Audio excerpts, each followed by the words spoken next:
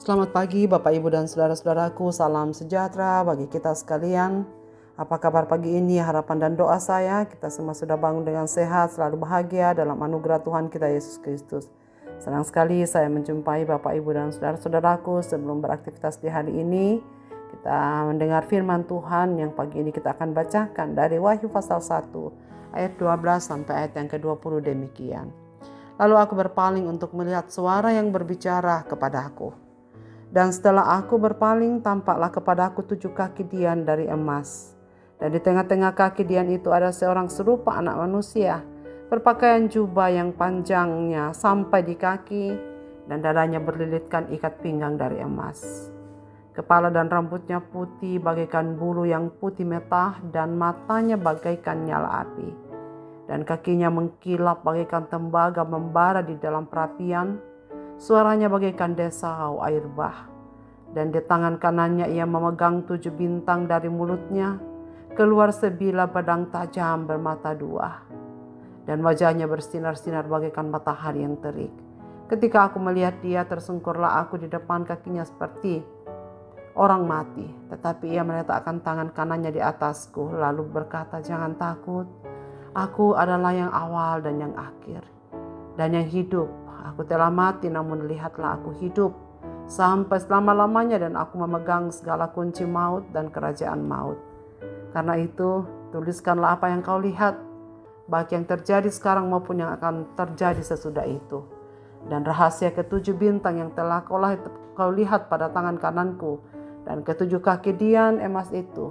Ke-7 bintang itu ialah malaikat ke-7 jemaat, dan ke-7 kaki dian itu adalah ke-7 jemaat."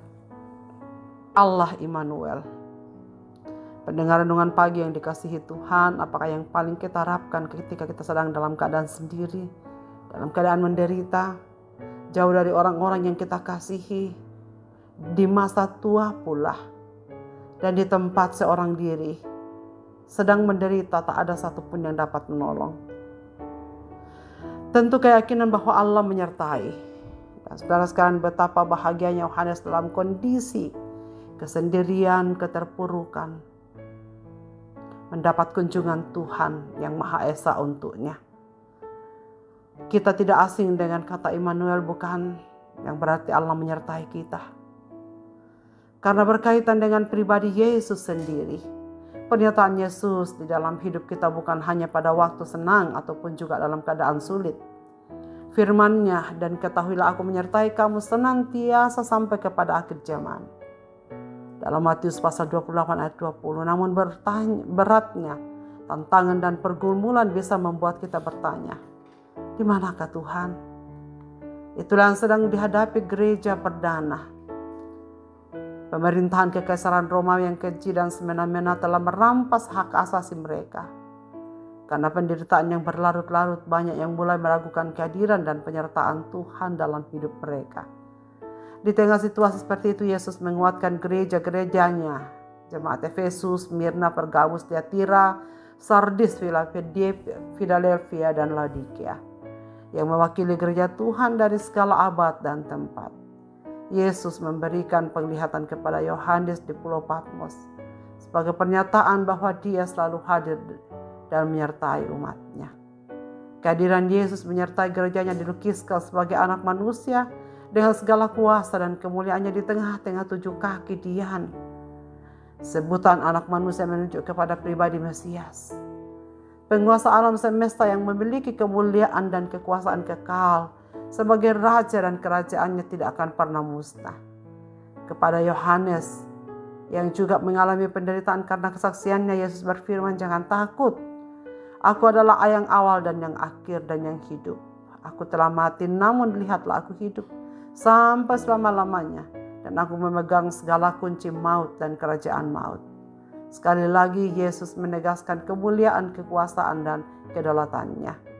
Secara kasat mata, saudaraku, kita tidak dapat melihat kehadiran Tuhan, bukan? Namun sesuai firman-Nya, kita mengimani bahwa Dia selalu hadir dan tidak pernah meninggalkan kita. Apapun yang sedang kita hadapi pada pagi ini, jangan pernah sekalipun meragukan penyertaan-Nya, betapapun berat pergumulan dan tantangan hidup. Kita harus percaya kepada-Nya selalu dan berpegang pada firman-Nya. Jika Allah selalu menyertai kehidupan kita, maka kita akan selalu menyadari segala yang kita pikirkan, yang kita lakukan dan perbuat sehari-hari ada di dalam penglihatan-Nya. Maka kita tidak akan hidup sembarangan, melakukan dalam segala hal yang kita yakini Ia lihat, tahu dan rasakan apa yang terjadi dalam hidup kita. Marilah kita berdoa. Bapa di sorga, Bapa di dalam nama Tuhan Yesus Kristus, terima kasih banyak karena Engkau adalah Allah Immanuel bagi kami, yang tidak akan pernah berubah dan tak pernah meninggalkan kami. Kami bersyukur pada pagi ini membuka mata kami untuk menyaksikan kebenaran firman-Mu. Terima kasih Tuhan, karena kami ada di dalam bagian berkat yang Tuhan sediakan bagi umat-umat-Mu yang mengasihi Engkau. Allah adalah Immanuel bagi kami. Karena itu ya Tuhan, tolonglah kami supaya kami dapat melakukan firman-Mu dalam hidup kami. Kami tidak khawatir, kami tidak gentar. Sebab Engkau adalah Allah kami, Allah Immanuel yang turut serta kami dari awal sampai akhir, yang tidak akan pernah berubah. Terima kasih Bapa untuk jaminan firman-Mu pada pagi ini. Biarlah kami semua dihiburkan bahwa dalam segala situasi hidup kami, Engkau selalu ada dan melihat segala yang kami kerjakan. Dengan demikian kami tidak berjalan sendiri, tapi kami berjalan dengan Tuhan. Hamba-Mu mau berdoa sekali lagi buat semua umat-umat-Mu yang mendengar renungan pagi ini. Dimanapun mereka berada dan dalam situasi apapun yang mereka hadapi. Yang kami percayai bahwa Engkau Allah Immanuel yang selalu menyertai kami sekalian. Terima kasih Bapa, sebabnya kami taruhkan hidup kami secara baru di dalam tangan-Mu. Biarlah Engkau yang akan memberkati kami. Berkatilah seluruh perjalanan hidup kami sepanjang hari ini ya Tuhan. Biarlah kami semua berkenan kepadamu. Di dalam dan demi nama Yesus Kristus kami berdoa. Amin. Selamat beraktivitas Bapak Ibu dan saudara-saudaraku. Tuhan Yesus memberkati kita sekalian.